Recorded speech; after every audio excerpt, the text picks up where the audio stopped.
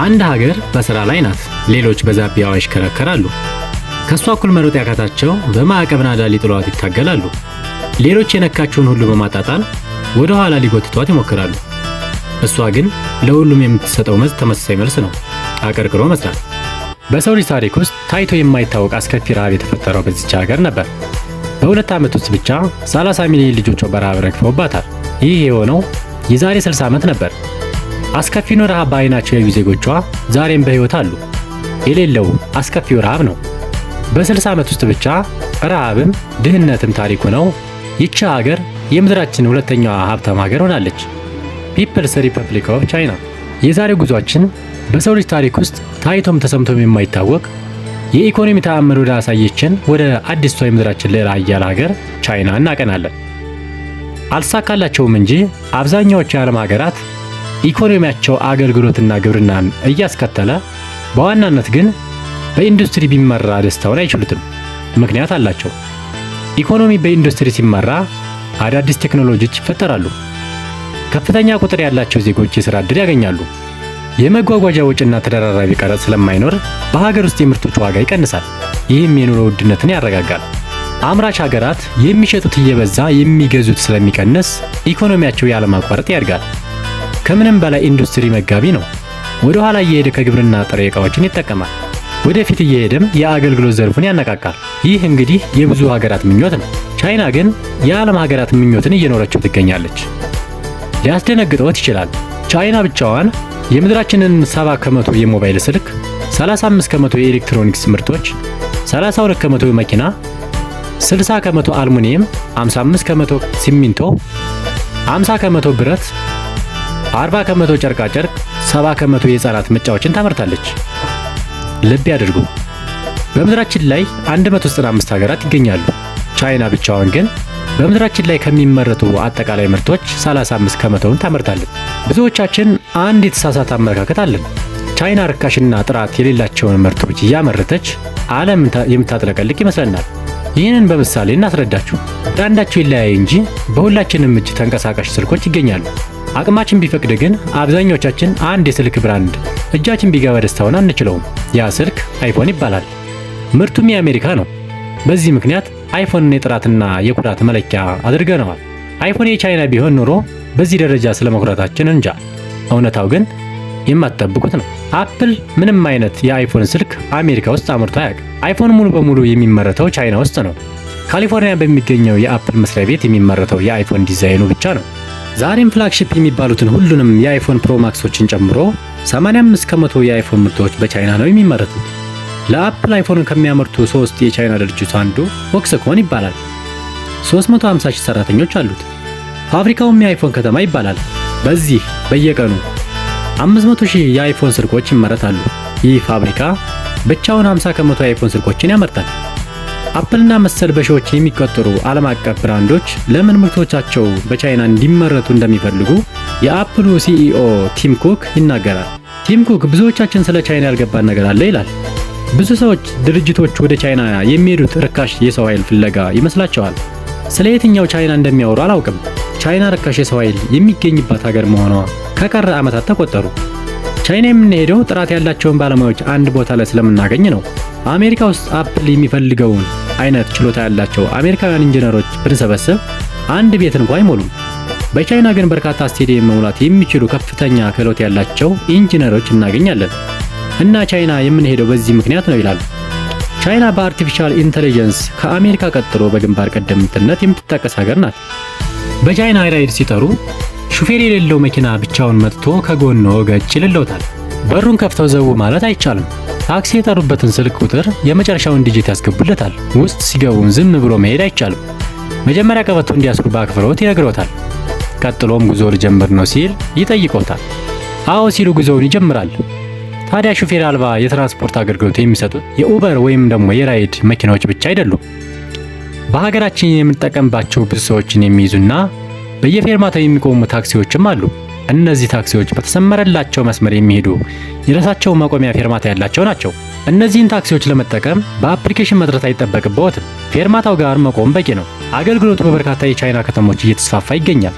ታክሲ ብቻ ሳይሆን ከፍ ያለ ቁጥር ያላቸውን ተሳፋሪዎችን የሚይዙ ትላልቅ ባሶችም ሹፌር አልባ የትራንስፖርት አገልግሎት መስጠት ጀምረዋል። ነሐሴ 2024 ላይ በወጣ ሪፖርት መሰረት እስካሁን 16000 የማሽከርከር ፈቃድ የተሰጣቸው ሹፌር አልባ መኪናዎች በቻይና ጎዳናዎች በስራ ላይ ይገኛሉ። አሁን ደግሞ የሱፐር ማርኬቱን ቴክኖሎጂ እንመልከት። አስቤዛ ለመሸመት ሱፐር ማርኬት ገቡ እንበል። በየትኛውም ዓለም ሱፐር ማርኬቶች የገዙትን ዕቃ የሚይዙበት ቅርጫቶች ያገኛሉ። የቻይናው የሚለየው ግን እንደ ሌላው ዓለም ቅርጫቱ ዕቃ መያዣ ብቻ አይደለም። በሱፐር ማርኬቱ ውስጥ የሚገኙ ዕቃዎችን በዝርዝር ያሳየዎታል። ዋጋቸውንና የሚገኙበትን ቦታ ይነግሮታል። ከእርስዎ የሚጠበቀው የመረጡትን ዕቃ ቅርጫቱ ላይ ከማስቀመጠው በፊት እስካን ማድረግ ብቻ ነው። ከሸሯ ጋር ሄደው ዕቃ የረገፉ ሂሳብ ማስደመር አይጠበቅብዎትም። ራሱ ሂሳብ ይቀበሎታል። እዚህ ከማንም በላይ ሳይገናኙ ራስዎን አስተናግደው በገቡበት መንገድ መውጣት ይችላሉ። ማጭበርበር ግን አይቻልም። ለምሳሌ ያልከፈሉትን ዕቃ ቅርጫቱ ውስጥ ቢከቱ ቅርጫቱ ለሰከንድ አይታገሰዎትም። ፎቶ እያሳየ አውጥተው እስካን እንዲያደርጉ ይነግሮታል። ካላደረጉ የሱፐር ማርኬቱ ባለሙያዎች መልእክት ይልክላቸዋል። ቻይና በኮሙኒኬሽን ቴክኖሎጂም ዓለምን ትመራለች። የአውሮፓዎቹ ጀርመን፣ ስፔን፣ ጣሊያን፣ ኔዘርላንድ፣ ፖርቹጋል፣ ግሪክ፣ ኦስትሪያ፣ ፖላንድና ሃንጋሪን ጨምሮ አብዛኞቹ የኤዥያ እና የአፍሪካ ሀገራት የቻይናን 5G ቴክኖሎጂ ነው የሚጠቀሙት። ኢትዮጵያን ጨምሮ በአፍሪካ ከሚገኙ የፎርጂ ኔትወርኮችም 70% የገነባው ሁዋዌ የሚባለው አንድ የቻይና ድርጅት ብቻ ነው። ቻይና እንኳን በግልጽ የሚታየውን ሀገራት አስቦት የማያውቁትን የራሳቸውን የጓዳ ችግር እያጠናች ለችግሩ መፍትሄ በመስጠት የገቢ ምንጭ ታደርገዋለች። ቀረብ እንዲልልን የራሳችን ጉዳይ እናንሳ። እኛ ለሺህ ዓመታት በሰው ጉልበት ስንሰራ የኖርነውን የሀገር ባህል ልብስ በማሽን እያመረተች የሀገራችንን ገበያ ማጥለቅለቋ ለዚህ ማሳያ። ይህ በሻማ ስራ ላይም ለሚተዳደሩ ወገኖቻችን ስጋት ቢሆንም በርካሽ ዋጋ ጥበብ መልበስ ለሚፈልጉ ገዢዎችና ለአምራቿ ቻይና ግን የማይታመን እድል ነው። ቻይና ፍጥነት ትወዳለች። በእርግጥ ብትፈጥን አይገርምም። በራሷ ጥረት የወደፊቱን ዓለም የመምራት መጻኢ ዕድሉንም የመወሰን ኃላፊነት የወሰደች ሀገር ናት። ከዓለም እኩል እየተንቀረፈፉ ዓለምን መምራት አይቻልምና የቻይና ሩጫ ጊዜን ለመቅደም ነው። ጊዜ የሚቀደመው ደግሞ በፍጥነት ነው። ፍጥነት ወደ ትራንስፖርት ይወስደናል። ከምድራችን ፈጣን የባቡር መስመር 66% የሚገኘው በቻይና ነው። በሁሉም የአውሮፓ ሀገራት የሚገኘው ፈጣን የባቡር መስመር 11900 ኪሎ ሜትር ይረዝማል። ቻይና ብቻዋን ግን 45000 ኪሎ ሜትር ወይም ደግሞ ቀጥታ ቢዘረጋ ምድራችንን ለሁለት ጊዜ መዞር የሚችል ፈጣን የባቡር መስመር ገንብታለች። ይህ ፈጣን የሚባለው የባቡር መስመር ሲሆን አጠቃላይ የባቡር መስመር ደግሞ 159000 ኪሎ ሜትር ይረዝማል። ፍጥነት በራሱ ለቻይናና ለቀረው ዓለም ሲሆን አንድ አይነት ትርጉም የለውም። የዓለም የባቡር መስመሮች ማህበር ፈጣን ባቡር በሰዓት 200 ኪሎ ሜትር መጓዝ አለበት ይላል። በቻይና ግን በሰዓት 200 ኪሎ ሜትር መጓዝ መንቀረፈፍ ይባላል። የዓለም የባቡር መስመሮች ማህበር ፈጣን ባቡር በሰዓት 200 ኪሎ ሜትር መጓዝ አለበት ይላል። በቻይና በሰዓት 200 ኪሎ ሜትር መጓዝ መንቀርፈፍ ይባላል። ቻይና ፈጣን የምትላቸው ባቡሮቿ በሰዓት 490 ኪሎ ሜትር ይጓዛሉ። ከቤጂንግ ሻንጋይ ለምሳሌ 1400 ኪሎ ሜትር ይረዝማል። ከአዲስ አበባ ጅግጅጋ ወይም ደግሞ ከአዲስ አበባ ጎንደር ደርሶ መለስ ልንለው እንችላለን። እኛ ጅግጅጋ ወይም ደግሞ ጎንደር ደርሶ ለመመለስ ስንት ቀን እንደሚፈጅብን እንጃ። በቻይና ባቡሮች ከቤጂንግ ሻንጋይ ለመጓዝ 4 ሰዓት በቂ ነው። ከቤጂንግ ጓንጉዙ ደግሞ 2100 ኪሎ ሜትር ይረዝማል። ከአዲስ አበባ አስመራ ደርሶ መለስ እንደማለት ነው። ይህ ርቀት በራሷ በቻይና መደበኛ ባቡሮች 24 ሰዓት ወይም ደግሞ አንድ ሙሉ ቀን ይፈጃል። በፈጣን ባቡሮቿ ሲሆን ግን በ8ኛው ሰዓት ካሰቡበት ይደርሳሉ። ያም ሆኖ ቻይና የልቧን የሚያደርስላት ፈጣን የምትለውን የባቡር መስመርን ገና እየገነባች ነው። መስመሩ ከሻንጋይ ሃንግዙ የሚዘረጋ ሲሆን በሰዓት 1000 ኪሎ ሜትር ይፈጥናል። ከአዲስ አበባ አስመራ በአንድ ሰዓት እንደ መድረስ ማለት ነው። ዛሬ ላይ በሰዓት 1000 ኪሎ ሜትር መጓዝ የሚችሉ የንግድ አውሮፕላኖች በቁጥር ጥቂቶች ናቸው። የቻይና ባቡር ሲጠናቀቅ ከአውሮፕላን ቀድሞ ያሰብንበት ያደርሰናል እንደማለት ነው። ቻይና ራሷ ግን ከባቡሮቿም ትፈጥናለች። ዛሬ የምነግራችሁ የባቡር ተአምር የተፈጠረው በ16 ዓመታት ውስጥ ብቻ ነው። ከ16 ዓመት በፊት ቻይና ፈጣን ባቡር አታውቅም። በታሪኳ ለመጀመሪያ ጊዜ ፈጣን የባቡር መስመርን የተዋወቀችው በ2008 ለቤጂንግ ኦሎምፒክ ስትል በገነባቸው ከቤጂንግ ቲያንጂን በተዘረጋው የባቡር መስመር ነበር። ይኸውም በ16 ዓመታት ውስጥ ብቻ የምድራችንን 66% ፈጣን የባቡር መስመር መገንባት ትችላለች። ይኸውም በ16 ዓመታት ውስጥ ብቻ የምድራችንን 66% ፈጣን የባቡር መስመር መገንባት ትችላለች። ዓለማችን ላይ ፈጣን የባቡር አገልግሎት የተጀመረው በአውሮፓውያን አቆጣጠር በ1969 ሲሆን ቴክኖሎጂውን ለዓለም ያስተዋወቀችው ደግሞ ጃፓን ነበረች። በዛው ዓመት ከኒውዮርክ ዋሽንግተን ዲሲ ፈጣን የባቡር መስመር በመገንባት አሜሪካ ሁለተኛው የዓለማችን ሀገር ሆነች። በዚህ ወቅት ስለ ፈጣን የባቡር መስመር ማሰብ ለቻይና ቅንጦት ነበር፣ ምክንያቱም ድሃና ረሃብተኛ ሀገር ነበረች። ሆኖም ዓለም ፈጣን የባቡር መስመርን ከተዋወቀ ከ39 ዓመት በኋላ ብትጀምርም አንደኛ መሆንን ግን ማንም አልከለከላት። ቻይና ዓላማዋ ሩቅ ነው። የነካቸው ነገር ሁሉ ዓለምን ካላደረሰ እንቅልፍ አይወስዳት። እናም ፈጣን ባቡሮቿ ከሀገር ወጥተው ዓለምን እንዲያደርሱላት ትፈልጋለች። ለዚህም ቤልት ኤንድ ሮድ ኢኒቬቲቭ ወይም ደግሞ BRI የሚባል በሰው ልጅ ታሪክ ታይቶም ተሰምቶም የማይታወቅ ታላቅ ፕሮጀክት ጀምራለች። ፕሮጀክቱ 150 የዓለማችንን ሀገራትና 75 ከመቶ የምድራችንን ህዝቦችን በፈጣን ባቡር በፍጥነት መንገድ፣ በወደብ፣ በኃይል ማመንጨት ጣቢያዎችና በድልድዮች እርስ በርስ ያስተሳስራቸዋል። ላኦስና ኢንዶኔዥያ ደግሞ ከአሁኑ የበረከቱ ተቋዳሽ ሆነዋል። 414 ኪሎ ሜትር የሚረዝመውና በ6 ቢሊዮን ዶላር የተገነባው ላኦስን በሰሜን ከቻይና በደቡብ ከታይላንድ የሚያገናኘው ፈጣን የባቡር መስመር በ2021 አገልግሎት ጀምሯል። ላኦስ በደቡብ ምስራቅ ኤዥያ የባቡር በር የሌላት ብቸኛዋ ሀገር ስትሆን ከፍተኛ የመሰረተ ልማት እጥረት አለባት። ምዕራባውያን በዚህ የባቡር መስመር ምክንያት ላኦስ መሸከም የማትችለውን ዕዳ ተጭኖባታል ቢሉም ላኦሳውያን ግን ንግድና ቱሪዝምን እያቀላጠፉበት ይገኛሉ። ቤልት ኤንድ ሮድ ታይላንድ፣ ቪየትናም እና ኬንያም ደርሰዋል። በዘመናዊ ዓለም የወረቀት ገንዘብ እየቀረ በባንክ አለኝ የሚሉትን ሀብት በስልኮ ይዞ መዞር፣ ግብይትን ሲፈጽሙም በስልክዎት መክፈል እየተለመደ ነው። ሆኖም በዚህ ዘርፍ ቻይናና ሰለጠኑ የሚባሉት ሀገራት ሳይቀሩ የሰማይና የምድር ያክል ተራርቀዋል። ቻይና ወረቀት ገንዘብ በዓይኗ ካየች ዓመታት ተቆጠሩ። ኤቲኤም ብሎ ነገር የለም። በብዙ ቦታዎች ክሬዲት ካርድም አይሰራም። ካሽለስ ሶሳይቲ እዚህ ህይወት እንጂ ስብከት አይደለም። ቻይና የምትቸገረው ከተቀረው ዓለም ለጉብኝት የሚመጡ ሰዎች በሀገራቸው እንደለመዱት ሁሉንም ነገር በጥሬ ገንዘብ ወይም በካርድ ካልገዛም በማለታቸው ነው። ይህንን ችግር ለመቅረፍም መሬቷን የረገጠ ሰው ሁሉ ከካሽ ነፃ እንዲሆን ስርዓት ዘርግታ መተግበር ጀምራለች። ሌላው ዓለም ቻይና የደረሰችበትን ደረጃ ለመድረስ ምናልባትም 20 ወይም ደግሞ 30 ዓመታት ያስፈልጉታል። ምክንያቱን እንንገራችሁ። በሀገራችን ለምሳሌ ከ40 በላይ ባንኮች ሲኖሩ ሁሉም በየራሳቸው የክፍያ መተግበሪያ አላቸው። በአንድ ባንክ ስር እንኳ ልዩነታቸው ምን እንደሆነ የማይገባዎት የሞባይል ባንኪንግ፣ የዋሌትና ሌላም ስም ያላቸው 3 እና 4 መተግበሪያዎችን ያገኛሉ። እነዚህን ሁሉ አውርዶ መጫን፣ ክፍያ ለመፈጸም የሁሉንም ፓስወርድ ማስታወስ፣ ክፍያ የሚፈጽሙለትን ግለሰብ አካውንት ማስገባት፣ ገንዘብ የተላከለትን ሰው ሜሴጅ እንዲደርሰው ቆሞ መጠበቅ፣ አሰልችና በጥሬ ገንዘብ ከመክፈል የበለጠ ጊዜ የሚጠይቁ ናቸው። ይሄኛ ሀገር ችግር ብቻ እንዳይመስለዎት።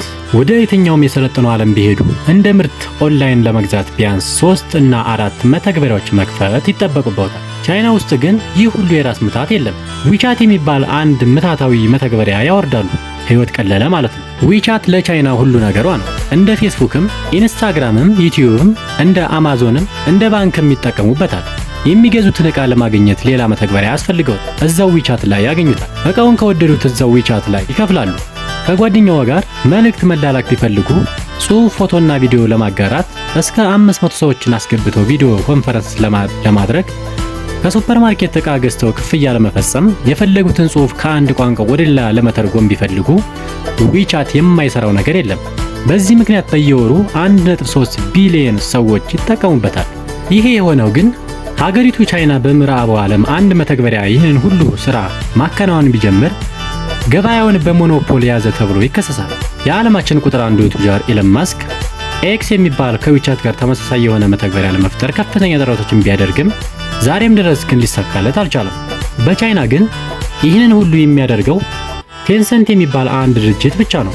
ቻይና የተገነባቸው በመሰረተ ልማት ወይም በቴክኖሎጂ ላይ አይደለም። የቻይና መሰረቷ ቤተሰብ ነው። ቤተሰብ በቻይና የሁሉ ነገር ማዕከል ነው። ከምዕራባውያን የአኗኗር ስልት በተቃራኒው በቻይና ግለሰባዊነት አይታወቅም። ቤተሰብም ተለያይቶ አይኖርም። ከአያት እስከ የልጅ ልጅ አንድ ላይ ነው የሚኖሩት። ዛሬ ላይ ግን ያ ክፉ ጊዜ አልፎ ሚሊዮን ወገኖቻቸውን የፈጀባቸውን ረሃብና ድህነትን ተበቅለውታልና ቻይናውያን እባካችሁን ልጅ ወለዱልኝ እየተባሉ በመንግስታቸው እየተለመኑ ይገኛሉ። የአንድ ልጅ ፖሊሲ በ2016 ወደ 2 ልጅ፣ በ2021 ደግሞ ወደ 3 ልጅ ከፍ ቢልም ቻይናውያን ግን ልጅ መውለድን የረሱት ይመስላሉ። በዚህ ምክንያት በህዝብ ብዛት ለዘመናት ይዛው የቆየችውን የአንደኝነት ደረጃ ለህንድ አስረክባ ሁለተኛ ሆናለች። የአዛውንቶች ቁጥር እየጨመረ የአምራች ወጣቶች ቁጥር እየቀነሰ በመሄዱ የቻይና መንግስት ዜጎች ልጅ እንዲወልዱለት ከመለመን አልፎ ለወላጆች ማበረታቻና ልዩ ጥቅሞችን መስጠት ጀምሯል። ዜጎች ልጅ ሲወልዱ የልጆች ማሳደጊያ ወጪና የትምህርት ቤት ድጎማ ይሰጣቸዋል። የግብር ቅነሳም ይደረግላቸዋል። ዋንግጂዩ ከተማ ለምሳሌ 3 ልጅ ለሚወልዱ ነዋሪዎቿ የገንዘብ ድጎማ መስጠት ጀምራለች። የቤት ክራይ ድጎማ የሚያደርጉ ክልሎችም አሉ። ዓለማችን ላይ ከሚገኙ ሜጋ ከተሞች 50 ከመቶ የሚሆኑት በቻይና ነው የሚገኙት። ከተሞች ነዋሪዎቻቸው ከ10 ሚሊዮን ሲበልጡ ሜጋ ከተማ ይባላሉ። ዓለማችን ላይ 34 ሜጋ ከተሞች ሲኖሩ 17ቱ የሚገኙት በቻይና ነው።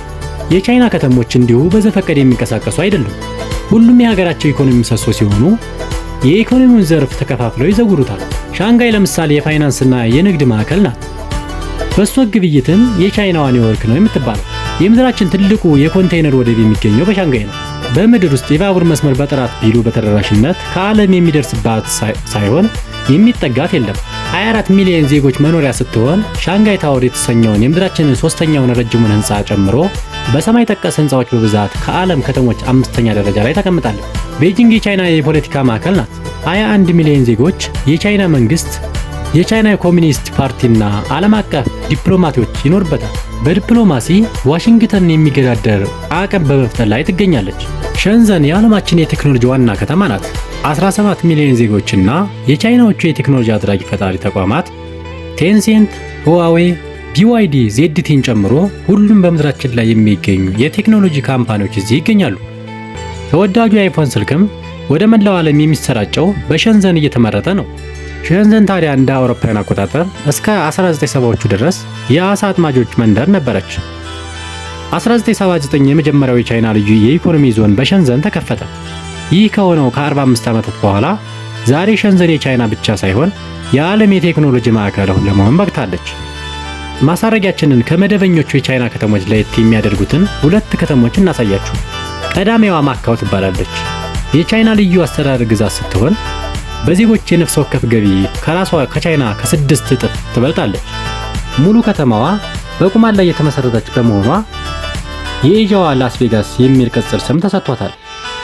በእርግጥ ከቁማር በሚገኝ ገቢ ከላስ ቬጋስም ትበልጣለች። በ2023 ሪፖርት መሰረት ከሁሉም አይነት ቁማር በተገኘ ገቢ ማካው 22.6 ቢሊዮን ዶላር ገቢ አግኝታለች። የላስ ቬጋስ የተመሳሳይ ወቅት ገቢ ግን 12.5 ቢሊዮን ዶላር ነበር። ቻይና እንኳን ቁማር የተጫወተ ዜብራ ጠብቆ ያልተሻገረ ዜጋዋን እንደማትታገስ ነግረነውታል። ለማካው ሲሆን ግን ሕጉ አይቀየርም። አንዳንዴ ሰዎች ተንፈስ የሚሉበት ሜዳ መፍቀድም ብልህነት ነው። በእርግጥ ማካው ቁማር የጀመረችው ዛሬ አይደለም። ላለፉት 400 ዓመታት ቁማርተኛ ከተማ ነበረች። ማካው ከወንግ ሆንግ በ60 ኪሎ ሜትር ርቀት በደቡብ ቻይና ባህር ዳርቻ ላይ የምትገኝ ከተማ ናት። ከውጭ ጉዳይና ደህንነቷን ከሚጠብቁ የመከላከያ ኃይሎች ውጭ ሙሉ በሙሉ ራሷን ገዝ አስተዳደር ናት። አጠቃላይ ስፋቷ 33 ስኩዌር ኪሎ ሜትር ሲሆን 750 ሺህ ዜጎች ይኖርባታል።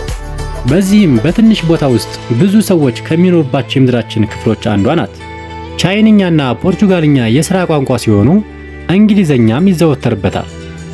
የራሷ የመገበያ ገንዘብም አላት። ማካው ከ16ኛው ክፍለ ዘመን እስከ 1999 ለ400 ዓመታት በፖርቹጋል ቅኝ ግዛት ስር ነበረች። ከቅኝ ግዛት ነፃ ከወጣች ገና 25 ዓመቷ ሲሆን በዚህም በኤዥያ ከቅኝ ግዛት ነፃ የወጣች የመጨረሻዋ ቦታ ናት። ቻይና ሆነው የምዕራቡ ዓለም ሕይወት ከናፈቁ አንድ ቦታ አለለዎት። ሆንግ ኮንግ በአንድ ሀገር 2 አስተዳደር መርህ መሰረት የቻይና አካል የሆነች ነገር ግን በፖለቲካ ራስ ገዝ የሆነች ከተማ ናት። የ7.3 ሚሊዮን ዜጎች መኖሪያ ስትሆን የእንግሊዝ ቅኝ ግዛት ነበረችና የሥራ ቋንቋዋ እንግሊዝኛና ቻይንኛ ነው። ሆንግ ኮንግ ነፃ የገበያ ስርዓትን የምትከተል የዓለም የፋይናንስና የፋሽን ማዕከል ናት።